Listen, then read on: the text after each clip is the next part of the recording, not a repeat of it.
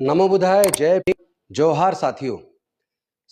आज मैं बड़ा आहत महसूस कर रहा हूं कि हमारी केंद्र की सरकार ने जिस वक्त पार्लियामेंट के अंदर जनरल पर्पसेस कमेटी का 5 साल से गठन भी नहीं किया और ऐसे दौर में जब चुनाव चल रहे थे, चुनाव चलने के बाद काउंटिंग शुरू होने वाली थी, उससे एकदम पहले 2-3 की रात को जिस प्रकार डॉक्टर बाबा साहेब अम्बेडकर जी, गांधी जी, इन प्रतिमाओं को हटाया गया, ये पूरे दलित समाज का, बहुजन समाज का, आदिवासियों का, पिछड़े वर्ग का अपमान है।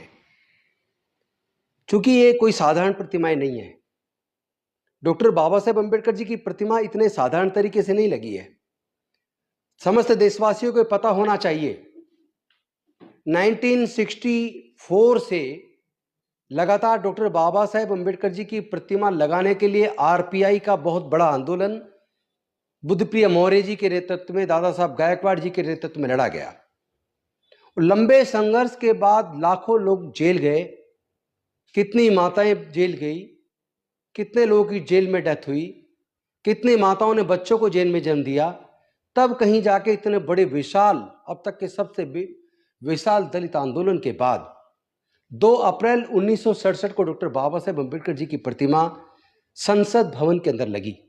और वो प्रतिमा जो इशारा करती है, बाबा साहेब इशारा करते हैं कि पार्लियामेंट हमारा है, आपका मुकद्दर लिखने का काम इस पार्लियामेंट से होगा।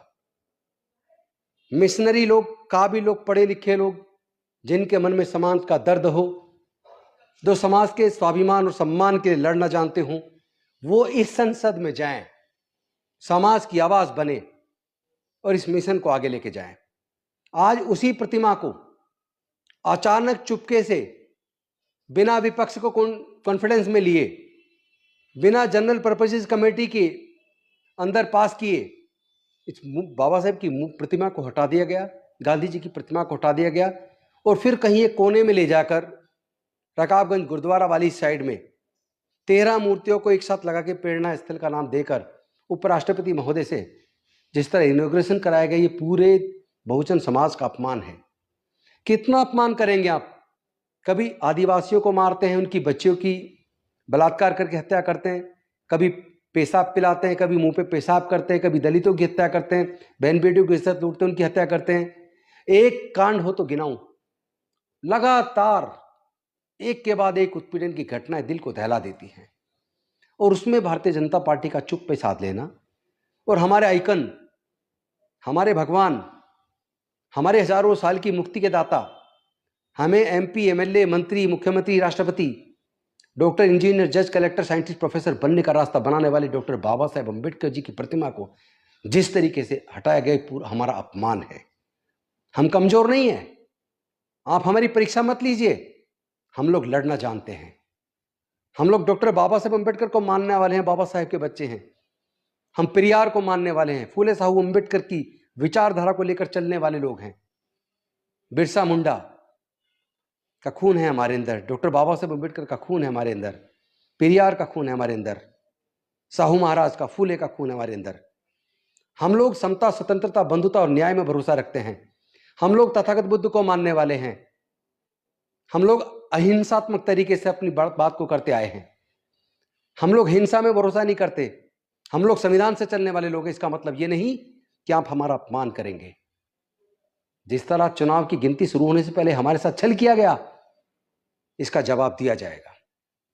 मैं पूरे दलित समाज से आह्वान करता हूं, आने वाली 26 जून को सुबह 11 बजे जंतर मंतर पर सभी लोग साथियों सहित पहुंचे और केंद्र सरकार को हिला के रख दें। अभी जो झटका दिया है इस लोकसभा के चुनाव में, थोड़ा छोटा झटका दिया है। आने वाले 4 राज्यों के विधानसभा चुनाव में बड़ा झटका देना है, क्योंकि ये सरकार किसानों का उत्पीड़न करती है, दलितों का उत्पीड़न करती है, आदिवासियों का उत्पीड़न करती है, पिछड़ों का उत्पीड़न करती है और उसके बाद हमारे मुद्दों पे बोलती नहीं है, चुप्पी साध लेती है। ये केवल वोट से डरती है। इनको वोट से जवाब देंगे। इस लड़ाई को लड़ना होगा, हम लोग मिलकर लड़ेंगे। और मुझे शर्म आती है, ऐसे ऐसे लोगों को शिक्षा मंत्री बनाते हैं। नीट घोटाले पर, नीट पेपर लीक पर, तमाम पेपर लीक हो रहे हैं और उसमें डिफेंड करने में लगे देश के शिक्षा मंत्री धर्मेंद्र प्रधान। और उधर शर्म आती है शिक्षा मंत्री राजस्थान के, जहां एक आदिवासी सांसद जो समाज के दम पे जीत के आया, वो कहते हैं आदिवासी धर्म को मानने वाले लोग हम हिंदू नहीं है। उसके ऊपर वो कहते हैं कि अपने बाप का डीएनए और अपना डीएनए जांच करा ले, तुम तेरा धर्म क्या है। इस तरह की भाषा एक शिक्षा मंत्री बोल रहा है, जिसको इतिहास की समझ नहीं है, उन्हें पता नहीं है। आदिवासी भारत के मूल्यवासी है, जिस वक्त ये धर्मों की उत्पत्ति भी नहीं हुई थी तब से भारत में रहते हैं, प्रकृति पूजक रहे। आप इस तरह की बात करेंगे, अपमान करेंगे एक सांसद का, पूरे समाज का अपमान करेंगे। ये आदिवासियों का अपमान है, दलितों का अपमान है, पिछड़ों का अपमान है, न्याय पसंद लोगों का अपमान है। हम लोग लड़ाई लड़ेंगे।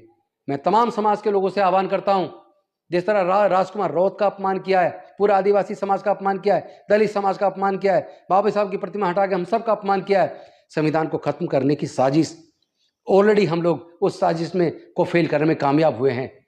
अब इस सत्ता को, जो अन्याय पर आधारित है, जो विषमता पर आधारित है, जो संविधान को नहीं मानती है, इसको उखाड़ फेंकने के लिए 26 जून को सुबह 11 बजे जंतर मंतर पर मैं आप सबका आह्वान करता हूं। सब लोग आइए, अपना बैनर लेके आइए, सभी संगठन के लोग आइए, इस लड़ाई को लड़ेंगे, हम जीतेंगे।